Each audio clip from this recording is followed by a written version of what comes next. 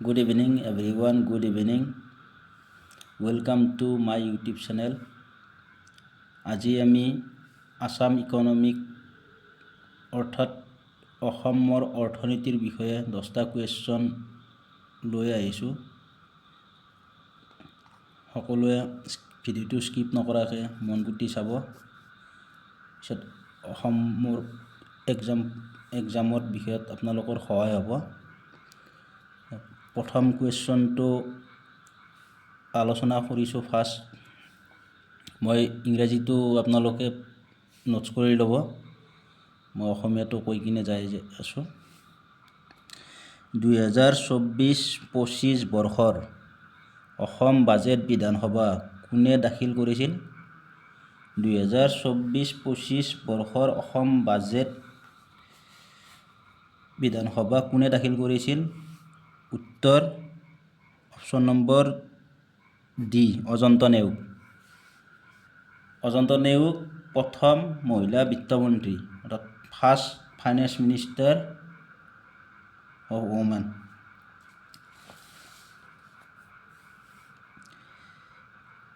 দুই নম্বৰ হ'ল আৰু আপোনাৰ 2024-25 বৰ্ষৰ বাজেট বিধানসভাত কোন তাৰিখে হৈছিল?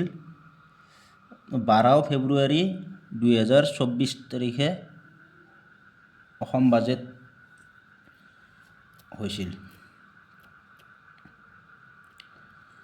তাৰপৰা 2 নম্বৰ কুৱেশ্যনটো হ'ল যে খাৰুৱা তেল উৎপাদনৰ ক্ষেত্ৰত ভাৰতৰ ৰাজ্যসমূহৰ ভিতৰত অসমৰ স্থান কিমান? খাৰুৱা তেল উৎপাদনৰ ক্ষেত্ৰত ভাৰতৰ ৰাজ্যসমূহৰ ভিতৰত অসমৰ স্থান কিমান?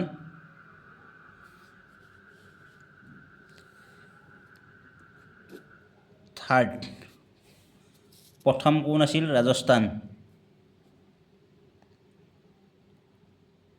প্ৰথম খাৰুৱা তেল উৎপাদন কৰা কোন আছিল?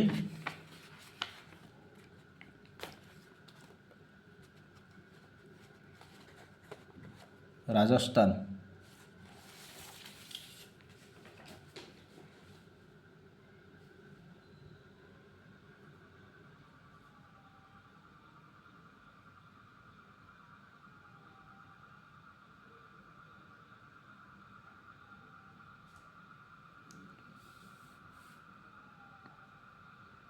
খাৰুৱা তেল উৎপাদনৰ ক্ষেত্ৰত ভাৰতৰ ৰাজ্যসমূহৰ অসমৰ স্থান হ'ল তৃতীয়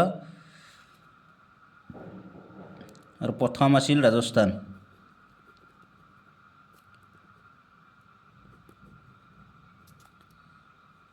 ছেকেণ্ড আছিল গুজৰাট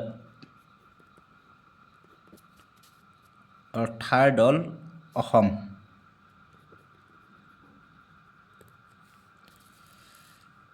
তিনি নম্বৰ কুৱেশ্যনটো how many oil refineries are there in Assam? অসমত কেইটা তৈল শোধনাগাৰ আছে? অসমত 4টা আছে।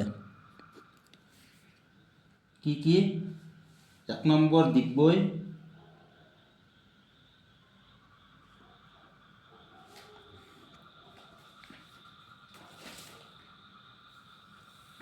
আটাইতকৈ পুৰণি হ'ল ডিগবৈ তেল শোধনাগাৰ আটাইতকৈ পুৰণি। প্ৰথম আহিল নুমলীগড়,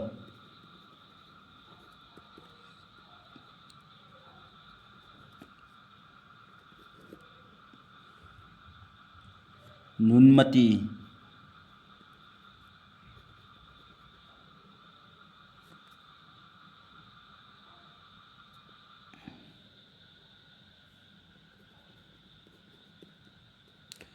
তিন নম্বৰ বঙাইগাঁও,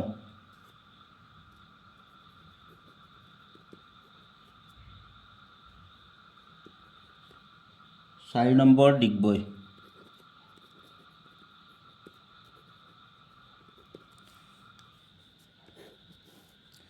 এই 4টা অসমৰ তৈল শোধনাগাৰ।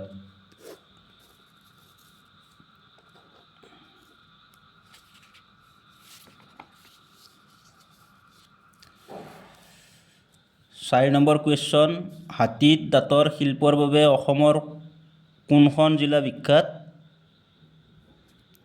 হাতীত দাঁতৰ শিল্পৰ বাবে অসমৰ বৰপেটা জিলাৰ বাবে বিখ্যাত। Option number C. 5 নম্বৰ, অসমৰ কোন ঠাইত কফি গৱেষণা কেন্দ্ৰ আছে? শুদ্ধ এনচাৰ ডিফু, অৰ্থাৎ বি নম্বৰ শুদ্ধ এনচাৰ। অসমৰ কোনখন জিলাত চূণশিলৰ ভাণ্ডাৰ পোৱা যায়? অসমত কোনখন জিলাত চূণশিলৰ ভাণ্ডাৰ পোৱা যায়? Dima Hasao, option number B.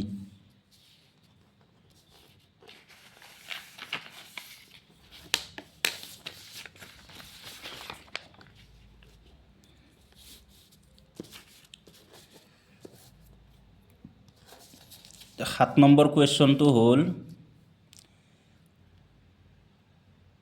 কোন ঠাইত অসমত প্ৰথমবাৰৰ বাবে খাৰুৱা তেল খনন কৰা হৈছিল? শুদ্ধ answer A Digboi.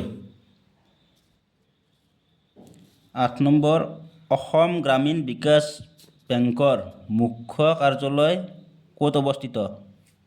Option number B Guwahati. AGVB, full meaning Assam Gramin Vikash bank. 9 number, মৰাপাট উৎপাদনৰ ক্ষেত্ৰত ভাৰতৰ ৰাজ্যসমূহৰ ভিতৰত অসমৰ স্থান কিমান? মৰাপাট উৎপাদনৰ ক্ষেত্ৰত ভাৰতৰ ৰাজ্যসমূহৰ ভিতৰত অসমৰ স্থান হ'ল দ্বিতীয়।